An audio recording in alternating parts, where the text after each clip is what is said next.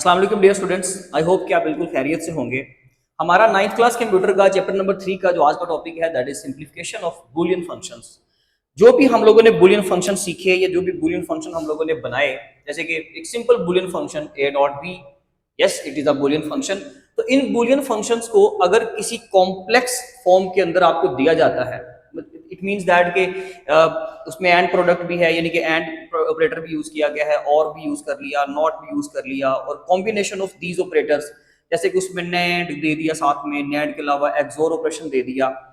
मतलब ये कि कोई ऐसा कॉम्प्लेक्स एक्सप्रेशन दे दिया जाए कि जिसको सोल्व करना हमारे लिए थोड़ा सा मुश्किल हो जाए, तो ऐसी सूरत में हम लोग क्या करते हैं, हमें कुछ बूलियन अलजबरा के रूल्स मिलते हैं। जैसे मैथमेटिकल रूल्स होते हैं आपके मुख्तलिफ अलजबरिक एक्सप्रेशंस को सॉर्ट आउट करने के लिए, रिड्यूस करने के लिए, इसी तरह से हमारे पास अलजबरा के यहाँ पर भी रूल्स हैं। यहाँ पे कौन सा अलजबरा है? बूलियन अलजबरा है। तो रूल्स से स्टार्ट करते हैं जी। सबसे पहले हमें जो रूल दिया गया है that is identity law. Identity law में मैंने दो साइड बनाई है, एक तरफ रूल्स नेम है और दूसरी साइड पे हमारे पास एक्सप्रेशन है, जो भी उसके एक्सप्रेशन है, यानी कि उनके जो फॉर्मूलाज दिए गए हैं। आप ये समझ लीजिए कि एक साइड हमारी विद और ऑपरेटर होगी, यानी कि जिसमें हम प्लस का सिंबल यूज करेंगे, और दूसरी साइड पे एंड ऑपरेटर, यानी कि जिसमें डॉट यूज करेंगे। साथ में जहां पे ये कॉम्बिनेशन आ जाएगा दोनों का, वहां पे मैं आपको एक्सप्लेन कर दूंगा। अच्छा जी, सबसे पहले हम स्टार्ट करते हैं हमारा आइडेंटिटी लॉ। आइडेंटिटी लॉ क्या होता है कि जब हम लोग जीरो को और करते हैं with any Boolean value. Boolean value मतलब कि ए की वैल्यू यहाँ पर जीरो भी हो सकती है, आपको पता है, और यहाँ पे वन भी हो सकती है। जब आप जीरो का किसी के साथ और करते हो ना फाइंड, तो वही असल वैल्यू आपको रिटर्न कर दी जाती है। जैसे कि अगर ए की जगह पे यहाँ पे वन होता तो वन प्लस जीरो का आंसर वन, और अगर यहाँ पे ए की जगह पे जीरो होता तो जीरो प्लस जीरो का आंसर भी जीरो। इसका मतलब ये हुआ कि और करना जीरो को किसी भी वेरिएबल के साथ, किसी भी बुलियन एक्सप्रेशन के साथ, बुलियन वैल्यू के साथ, आपको वही एक्सप्रेशन, वही वैल्यू दोबारा रिटर्न करवाता है। एंड ऑपरेटर में क्या होता है? एंड ऑपरेटर में हमारे पास आइडेंटिटी एलिमेंट होता है वन। वन जो है आपका यहाँ पे आइडेंटिटी एलिमेंट है। इट मींस के अगर आप किसी भी नंबर का, किसी भी बुलियन वैल्यू का, वन का या जीरो का, वन के साथ और कर एंड फाइंड करते हो तो आपको वही आंसर रिटर्न मिलेगा। इसका मतलब आसान लफ्जों में कुछ इस तरह से है कि जीरो और ऑपरेटर, अगर आप जीरो और ऑपरेटर के साथ यूज करें तो वो उस दूसरी चीज की, दूसरी बुलियन वैल्यू की आइडेंटिटी खराब नहीं करता, वही आंसर रिटर्न करवाता है। और वन जो है वो आपका मल्टीप्लिकेटिव आइडेंटिटी होती है मैथ्स में, तो यहाँ पे भी वन जो है आपका उसी तरीके से काम करेगा। और अगर आप किसी भी बुलियन वैल्यू के साथ वन को एंगेज करते हो, ऐड करते हो, तो आपको वही आंसर दोबारा से रिटर्न करेगा। जैसे कि अगर यहाँ पे हम एक ही जगह पे वन कंसिडर करते हैं तो वन डॉट वन का आंसर क्या आ जाएगा? वन आ जाएगा, यानी कि वही आंसर हमें रिटर्न हो जाएगा। नल लॉस, नल लॉस में क्या होता है जी, हमारे पास कुछ इस तरह से रूल है जैसे कि a plus one is equal to one.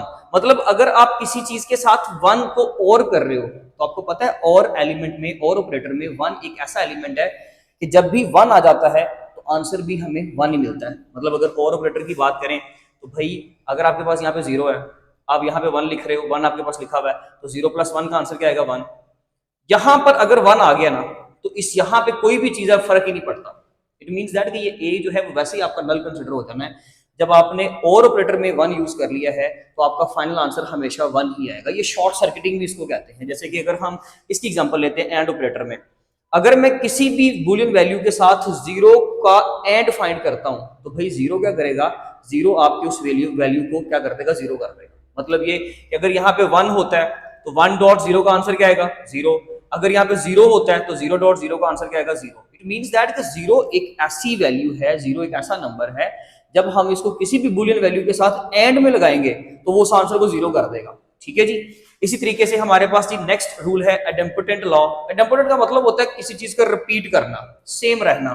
जैसे कि यहाँ पे देखिए, अगर मैं ए का ए के साथ ही और फाइंड करता हूँ, या ए का ए के साथ एंड फाइंड करता हूँ, तो मेरे पास आंसर भी क्या रहेगा? ए ही रहेगा, यानी कि ओरिजिनल मेरे पास वैल्यू वापस आ जाएगी। जैसे कि one plus one equals to one, यहाँ पे जीरो डॉट जीरो कर लेते हैं, इक्वल टू जीरो, तो वही आपका आंसर जो है रिटर्न कर जाता है, वही आंसर सेम रिपीट कर जाता है, वही बुलियन वैल्यू दोबारा वापस आ जाती है। That is called as idempotent law. अगर हम कॉम्प्लीमेंट लॉस की बात करें तो कॉम्प्लीमेंट लॉ ये होता है कि किसी भी वैल्यू का उसी की वैल्यू के साथ और फाइंड करो, या किसी बुलियन वैल्यू का उसी बुलियन वैल्यू के साथ एंड फाइंड करो, तो हमारे पास आंसर जो है क्या आता है? जीरो। यहाँ पे वन, यहाँ पे जीरो। असल में ये होता है कि कॉम्प्लीमेंट में हम किसी भी बुलियन वैल्यू की उसके साथ उसके इनवर्स वैल्यू को एंगेज करते हैं। अगर मेरे पास ए की वैल्यू वन है तो उसका इनवर्स यानी कि उसका नॉट क्या होगा? उसका नॉट होगा जीरो। अगर चलें यहाँ पे एग्जांपल ले लेते हैं ए की 0, तो उसका नल यानी कि उसका इनवर्स यानी कि उसका जो नॉट है वो क्या होगा 1। ये हम पढ़ चुके हैं not operator, not inverse operator की तरह काम करता है, यानी कि चीजों को बदलता है। अगर आप इनपुट में 1 देते हो तो वो उसको 0, और अगर आप इनपुट में 0 देते हो तो वो उसको क्या बना देता है 1 बना देता है। तो यहाँ पे 1 प्लस 0 का आंसर क्या आएगा जी 1 आएगा, 0.1 का आंसर क्या आएगा 0 आएगा। तो आप समझ रहे हैं कि किस तरीके से अगर हम लोग कॉम्प्लीमेंट लॉ की बात करते हैं, मेरे पास कोई भी बुलियन वैल्यू और उसके जैसे ही साथ उसका इनवर्स आ जाए, और अगर हम और फाइंड कर रहे हैं तो 1, और अगर हम एंड फाइंड कर रहे हैं तो 0 आंसर आ जाएगा। Competitive law a plus b is equal to b plus A dot b is equal to b dot a, यानी कि इसमें होता क्या है, आपकी लेफ्ट हैंड साइड आपकी राइट हैंड साइड की इक्वल आती है। किस तरह से, order of the Boolean expression अगर आप चेंज कर दो, यानी कि अगर ऑर्डर ऑफ बुलियन वैल्यूज आपने चेंज कर दिया, मेरे पास यहाँ पे 1 प्लस 0 है, तो यहाँ पे 0 प्लस 1 बनेगा ना, b की वैल्यू 0 थी, तो आंसर तो दोनों तरफ सेम आएगा। तो कॉम्पिटिटिव लॉ ये कहता है, कॉम्पिटिटिव प्रॉपर्टी ये कहती है कि आपके पास लेफ्ट हैंड साइड पे जो भी आपके पास ऑर्डर आ रहा है, अगर आप इसका ऑर्डर चेंज भी करते हो तो और ऑपरेटर में उसको कोई फर्क नहीं आएगा, उसका आंसर सेम ही रहेगा। सिमिलरली एंड ऑपरेटर में भी यही होगा। अगर आपके पास आंसर है 1.0 या 0.1, बात एक ही, आपके पास आंसर दोनों सूत्रों में क्या आना है 0 आना है, और यहाँ पे दोनों सूत्रों में आंसर क्या आना है 1 आना है। इसका मतलब हुआ कि ये कॉम्पिटिटिव प्रॉपर्टी को होल्ड करते हैं आपके जो बुलियन एक्सप्रेशंस हैं, बुलियन फंक्शंस हैं। एसोसिएटिव लॉ में हमारे पास नंबर ऑफ वेरिएबल्स की तादाद बढ़ जाती है, हमारे पास वेरिएबल्स की तादाद बढ़ जाती है 2 से 3 तक चली जाती है, यानी कि 3 वेरिएबल्स इसके अंदर होते हैं हमारे पास, और इसमें हम लोगों ने ग्रुपिंग करनी होती है। मैंने यहाँ पर बी और सी की ग्रुपिंग की, और राइट साइड पे ए और बी की ग्रुपिंग की, जबकि हो क्या रहा है दोनों तरफ A plus B plus C, A plus B plus C. And similarly अगर हम एंड ऑपरेटर की बात करें तो A dot B dot C, A dot B dot C, but इस तरफ मैंने बी और सी को ग्रुप किया हुआ है, यहाँ पे ए और बी को ग्रुप किया हुआ है, आंसर फिर भी सेम आएगा। आप ऐसा कह लें कि एसोसिएटिव लॉ के अंदर हम चीजों की प्रेफरेंस को बदल देते हैं। आपको पता है ना कि ऑपरेटर्स की प्रेफरेंस होती है, यानी कि हमारे पास मल्टीप्लाई है, डिवीजन है और प्लस है एक ही एक्सप्रेशन के अंदर, तो पहले हम डिवीजन सोल्व करते हैं डीमैथ्स रूल के अकॉर्डिंगली, या बोर्ड मैथ्स की बात करें तो BDMAS, तो पहले हम लोग ब्रैकेट सोल्व करते हैं ना। तो मैं जब पहले ब्रैकेट सोल्व करूंगा तो भाई ब्रैकेट में बी और सी पहले ऐड हो रहे हैं, यानी कि और ऑपरेटर यूज कर रहे हैं हम उन दोनों के दरमियान, एंड देन उसका आंसर ए के साथ एंगेज किया जाएगा। ओके, जो भी आंसर निकलेगा उसको आप हाईलाइट कर लें। अब आप देखें राइट हैंड साइड पे ए और बी का आंसर आप पहले निकाल रहे हो एंड देन सी को साथ मर्ज कर रहे हो, आंसर दोनों तरफ क्या आएगा सेम आएगा। एसोसिएटिव लॉ यानी कि ये इस तरीके से अगर आप और ऑपरेटर में यूज करो एंड देन अगर आप उसको एंड ऑपरेटर में यूज करो तो ये एसोसिएटिविटी यहाँ पे भी होल्ड करती है। नेक्स्ट डिस्ट्रीब्यूटिव लॉ, हम जब मैथ्स में नंबरों को कॉमन लेते हैं, किसी भी एक नंबर को एक एक्सप्रेशन में से कॉमन ले लिया, that is called as distributive law. उसका जरा प्रैक्टिकली देखें कि उसका फॉर्मेट कैसे होगा mathematically, A dot B plus C. आप समझ लीजिए कि आपने ए को बी से भी मल्टीप्लाई करना है और आपने सी के साथ भी मल्टीप्लाई करना है, दरमियान में साइन कौन सा आ जाएगा प्लस का। ए को बी से भी मल्टीप्लाई किया प्लस ए को सी से भी मल्टीप्लाई किया, तो ये देखें जी A dot B plus A dot C, ठीक है। अब अगर आप कोई भी बुलियन वैल्यू यहाँ पे, आप इसमें कोई सोचने वाली बात नहीं है कि ए की वैल्यू अगर 1, बी की लेट्स सपोज 0, तो सी की वैल्यू क्या होगी, भाई सी की वैल्यू भी 0 या 1 में से कुछ होगा। तो आपके पास 3 वेरिएबल हैं तो तीनों ही बुलियन वेरिएबल्स, तो 0, 1 में से कोई भी वैल्यू दो, तीनों को आप उनके ऊपर कैलकुलेशंस करें, आपका आंसर जो है वो मैच करेगा।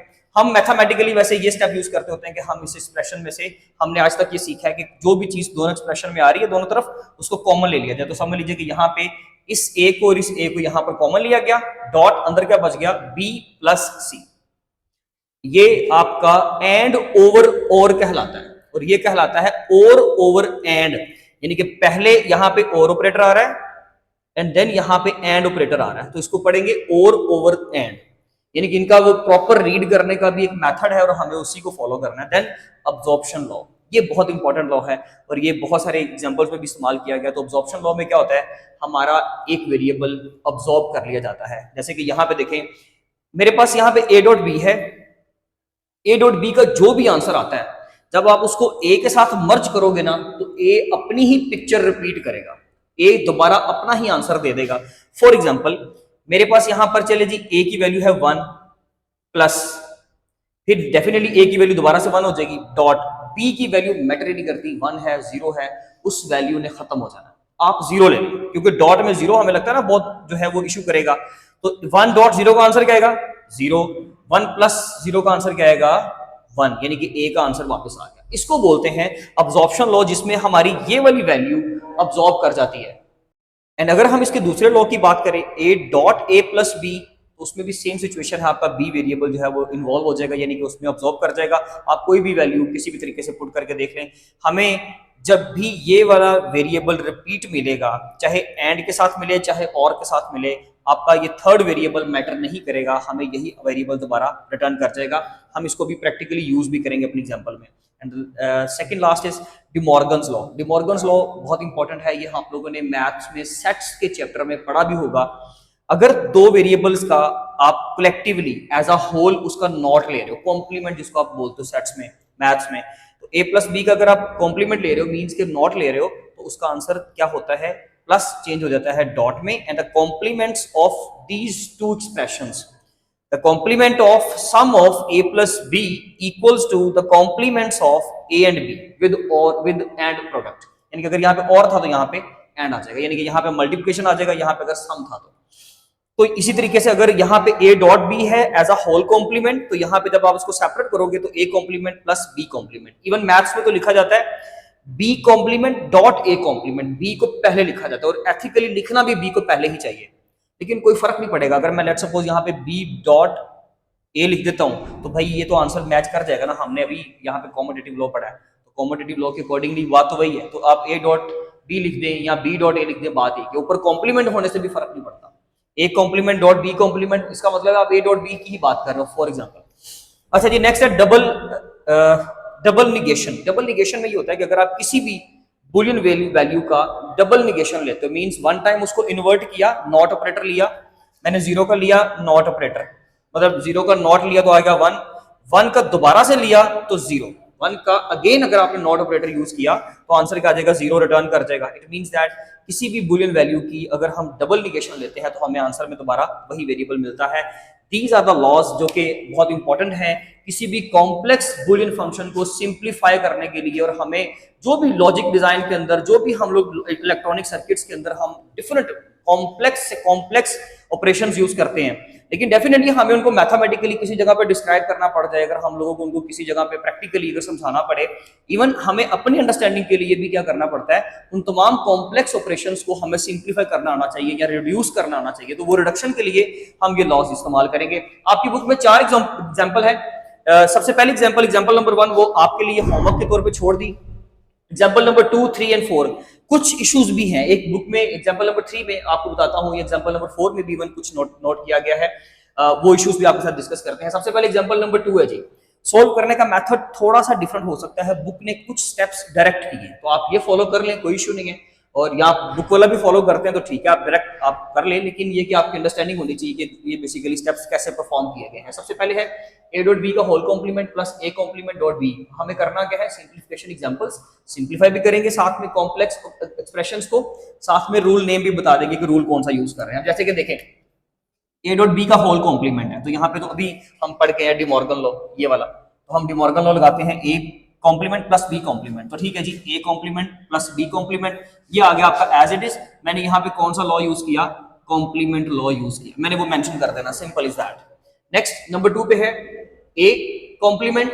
अब जरा देखें, अगर मैं इस एक्सप्रेशन को इसके साथ मर्ज करता हूं तो ये सारी आपस में प्लस हो रहे हैं ना तीनों, ये एज अ होल 1 कंसीडर होगा, ये 2 और ये 3, यानी कि 1 2 3, वी हैव 3 डिफरेंट सब एक्सप्रेशंस। आप ये कह सकते हैं कि हमारे पास 3 टर्म्स हैं, तो मैंने इन दोनों को इकट्ठा कर दिया, कोई फर्क पड़ेगा, कोई फर्क नहीं पड़ेगा, कॉमोडेटिव प्रॉपर्टी भी तो होल्ड करता है ये। तो a complement plus a complement dot b, अब आप यहां पर लगा दोगे अपना अब्जॉर्प्शन लॉ, ठीक है जी, क्योंकि इसमें अब्जॉर्प्शन में क्या है, ये थर्ड वेरिएबल काउंट हो जाएगा, ये वेरिएबल आपका रिपीट कर जाएगा, उसका आंसर आ गया a कॉम्प्लीमेंट, यानी कि इस पूरे एक्सप्रेशन का आंसर आ गया a कॉम्प्लीमेंट, b कॉम्प्लीमेंट आपका एज इट इज आ गया, ठीक है जी। ये आपकी एग्जांपल नंबर हो गई 2, क्योंकि ये सिंप्लीफाइड है, इससे ज्यादा आप इसको सिंप्लीफाई नहीं कर सकते, इसलिए हम लोगों ने कोई मजीद इसके ऊपर लॉ इंप्लीमेंट नहीं करना। Next example number 3, a plus b dot a plus b dot b complement.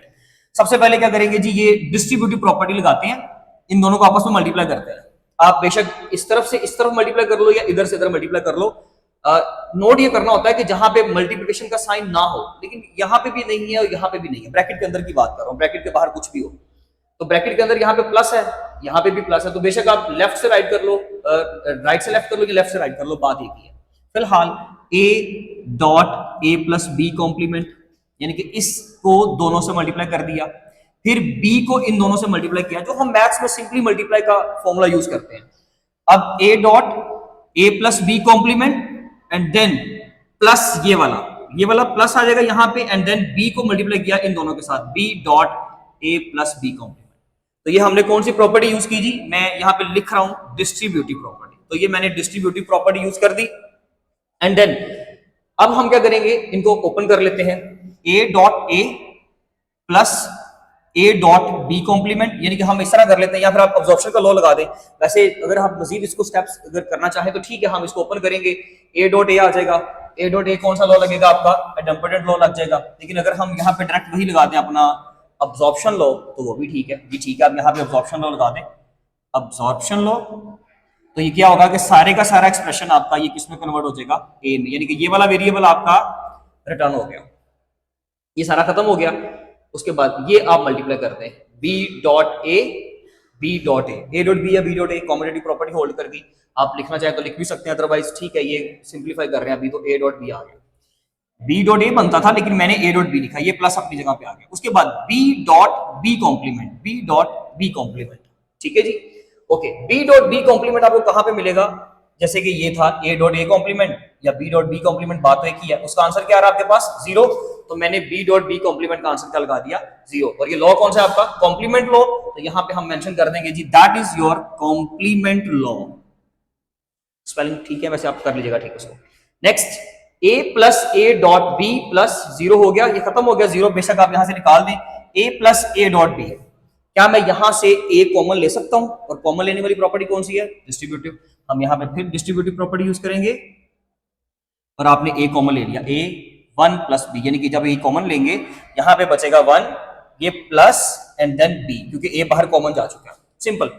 उसके बाद अब यहां पे कौन सा रूल लगेगा जी, जो लॉ यूज हो रहा है ना वो मैं नेक्स्ट लाइन पे लिख रहा हूं, इस चीज से भी कंफ्यूज ना होइएगा कि जो यहां पे रूल इस वक्त इंप्लीमेंट होगा वो नेक्स्ट लाइन पे लिखा जाएगा ना, क्योंकि उसको इवैल्यूएट करके आप नेक्स्ट मूव किए हो। तो यहां पे 1 प्लस बी, 1 प्लस बी का मतलब है कि आप 1 जो है, अगर किसी भी 1 को, किसी भी अगर आप बुलियन वैल्यू के साथ 1 को और लेते हो तो आपका आंसर दोबारा 1 आएगा, जो हमने सबसे पहले स्टार्टिंग पे पढ़ा था ये वाला, ठीक है जी। तो ये आपका कौन सा है, नल लॉस। तो यहाँ पे 1 प्लस बी आप क्या करेंगे, नल लॉ यूज करेंगे, ठीक है जी। आपका यानी कि थर्ड वेरिएबल उसमें से गायब हो गया। नेक्स्ट, a डॉट 1, अगर किसी भी बुलियन एक्सप्रेशन के साथ 1 को एंड करवाएंगे, मल्टीप्लाई करवाएंगे, वही आंसर सेम आएगा, वो उसकी आइडेंटिटी खराब नहीं करेगा, that is your identity law, ठीक है जी। यहाँ पे आप आइडेंटिटी लॉ लिख दें, ये आपके एग्जाम्पल नंबर 3 हो गई। बुक में a डॉट बी कॉम्प्लीमेंट आ रहा है, ठीक है, आप उसकी करेक्शन कर लें, इस तरीके से कर लीजिए, बुक के साथ मैच कर जाएगा, ठीक है। अगर इसके अलावा कोई क्वेश्चन, कोई टीचर आपको किसी दूसरे तरीके से करवा रहा है, आपका क्लास टीचर किसी दूसरे तरीके से करवा रहा है, लेकिन विद प्रूफ आपको साथ प्रॉपर्टीज के नेम वो शो करवा रहे हैं, तो डेफिनेटली हम उसको फॉलो कर सकते हैं। तो बेटा इसमें कोई ऐसी प्रॉब्लम वाली बात नहीं है, ऐसी कोई इशू वाली बात नहीं है, ऐसा कोई इशू नहीं है। डेफिनेटली अगर मैं इसको यहाँ से अलग तरीके से सोल्व करता, मैं इसको सिंप्लीफाई करता किसी दूसरे मेथड से, तो ठीक है, तब भी आंसर तो आ जाता है। तो a single problem has many solution, simple सी बात है कि एक प्रॉब्लम के बहुत सारे सॉल्यूशंस हैं। तो मे बी यहाँ पर कुछ चीज वेरी कर जाए, बट जब कोई आप किसी और जगह से करते हो, किसी और चैनल से करते हो, किसी और वीडियो को देखते हो, या किसी जब आपको फिजिकली अगर आपको कोई क्लास टीचर पढ़ाता है, तो इससे कोई प्रॉब्लम वाली बात नहीं है। अदरवाइज फिलहाल बुक में a डॉट बी कॉम्प्लीमेंट है, मेरी समझ में वो नहीं आ रहा, मैं समझता हूँ कि वहां पे कुछ प्रॉब्लम थी, मैंने इस मेथड से करवा दिया है, that is right. Example number 4, example number 4 में a कॉम्प्लीमेंट प्लस b का होल कॉम्प्लीमेंट है। तो जी सबसे पहले तो डिमॉर्गन लॉ लगाएंगे। तो डिमॉर्गन लॉ, अब यहाँ पे देखिए ये वाले 2 स्टेप आपकी बुक में नहीं है, उन्होंने स्टेप डायरेक्ट किया है, तो मैं यहाँ पे एक्सप्लेन कर रहा हूँ कि a कॉम्प्लीमेंट का कॉम्प्लीमेंट, यानी कि बेसिकली हमने करना क्या है कि दोनों एक्सप्रेशंस का कॉम्प्लीमेंट लेना है और साथ में एंड लगा देना है, प्लस को मल्टीप्लाई में चेंज करना है ना। तो मैंने प्लस को मल्टीप्लाई में चेंज कर दिया, इसका कॉम्प्लीमेंट अलग कर दिया, और ये a कॉम्प्लीमेंट का कॉम्प्लीमेंट अलग कर दिया। कौन सा लॉ लगा दिया मैंने यहाँ पे, मैंने यहाँ पे लगाया डिमॉर्गन्स लॉ। मैं लिख नहीं रहा, आप मेंशन कर देता हूँ, ठीक है जी। ये डिमॉर्गन्स लॉ में ये एज इट इज आ गया। नंबर 2 पे नेक्स्ट, ये कौन सा लॉ है, double negation law. a complement का कॉम्प्लीमेंट a होगा, dot b as it is dot a plus b complement, आपने यहाँ पे डबल निगेशन लगाया, ठीक है जी, double negation. Next, a dot, अब आपने क्या करना है जी, देखें द मोस्ट इंपॉर्टेंट कॉन्सेप्ट, यहां से फिर वही बात, आपने इन दोनों एक्सप्रेशंस को मल्टीप्लाई करना है। भाई ये ब्रैकेट में ऑलरेडी मल्टीप्लाई हो रहे हैं, तो आप इस एक्सप्रेशन को इसके साथ मल्टीप्लाई करोगे।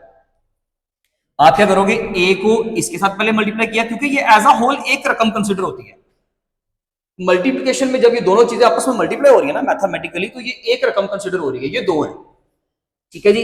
फिलहाल आपने ए को ए डॉट बी कॉम्प्लीमेंट से मल्टीप्लाई किया, तो ए को ए डॉट बी कॉम्प्लीमेंट से मल्टीप्लाई किया, प्लस ये वाला यहां पे आ गया। फिर मैंने बी को बी कॉम्प्लीमेंट को इससे मल्टीप्लाई किया, तो b complement dot a plus A dot B complement यहां पे आ गया। होप्स हो कि ये क्लियर हो गया होगा। अच्छा जी, अब हमने क्या किया है, मल्टीप्लिकेशन की है, डिस्ट्रीब्यूटिव प्रॉपर्टी यूज की हमने। राइट, यहां तक क्लियर है। आगे चलते हैं जी, ए डॉट ए, और या फिर इस तरह कर लें कि हम लोग यहां से क्या क्या करते हैं, दोबारा यही स्टेप दोबारा रिपीट कर लेते हैं, या इन तीनों को सेपरेट कर लें, इन तीनों को आप सेपरेट कर लो। मैंने क्या किया, ए डॉट बी कॉम्प्लीमेंट अलग कर दिया, यानी कि इन तीनों को ये फॉर्मेट दे दिया, ब्रैकेट ओपन कर दी, प्लस ए डॉट बी कॉम्प्लीमेंट, यानी कि सीक्वेंस थोड़ा सा चेंज किया, बस ये तीनों रकमें यहीं पे आ गई, ये तीनों रकमें यहां आ गई, सिर्फ मल्टीप्लाई का साइन वही है भाई, आपने सिर्फ तरतीब चेंज की है। डेफिनेटली हम कर सकते हैं, मैंने यहाँ पे कर दिया, ए यहां ले आया, डॉट बी कॉम्प्लीमेंट, एडम्पोटेंट लॉ, ठीक है जी। तो आपका सेम वेरिएबल आपको रिपीट करके मिलेगा, यानी कि उसका मतलब ही सेम या रिपीटिंग है, तो आप ए डॉट ए का आंसर ए आ गया, ये एज इट इज आ गया, A as it is, B dot B complement dot B complement का आंसर आपके पास बी कॉम्प्लीमेंट आ गया। ये आपके पास फाइनल एक्सप्रेशन है। अब अगर ये फाइनल एक्सप्रेशन अगर आप इसको वैल्यूएट करते हो, तो डेफिनेटली हमारे पास यही आंसर आएगा। आप बूलियन वैल्यूज पुट करके देखेंगे तो आपके पास आंसर, सिंप्लीफाइड आंसर जो है वो यही होगा। आम लफ्जों में ये कह सकते हैं कि एक एक्सप्रेशन इसका प्लस एक इसका, 1 + 1 वो 2 आ जाएगा, लेकिन वो 2 एज अ कोफिशिएंट हम यहाँ पे यूज नहीं करेंगे, तो हम क्योंकि प्रॉपर्टीज के जस्ट नेम लिख रहे हैं, तो ये 2 एक्सप्रेशन हो या 1 हो, वो कांस्टेंट या जो हम लोग कोफिशिएंट के तौर पे एक नंबर यूज करेंगे, वो यहाँ पे मैटर नहीं करेगा। इसलिए बुक में सिर्फ यही आंसर आपका मेंशन है। And that was your today's lecture, इसमें जिसमें हम लोगों ने रूल्स वगैरह डिस्कस किए, साथ में एग्जांपल्स में उनको प्रैक्टिकली साथ में यूज करके भी देखा। अब हम इंशाल्लाह मिलेंगे अपनी नेक्स्ट वीडियो में, तब तक अपना बहुत ख्याल रखें। थैंक यू सो मच, अल्लाह हाफिज़।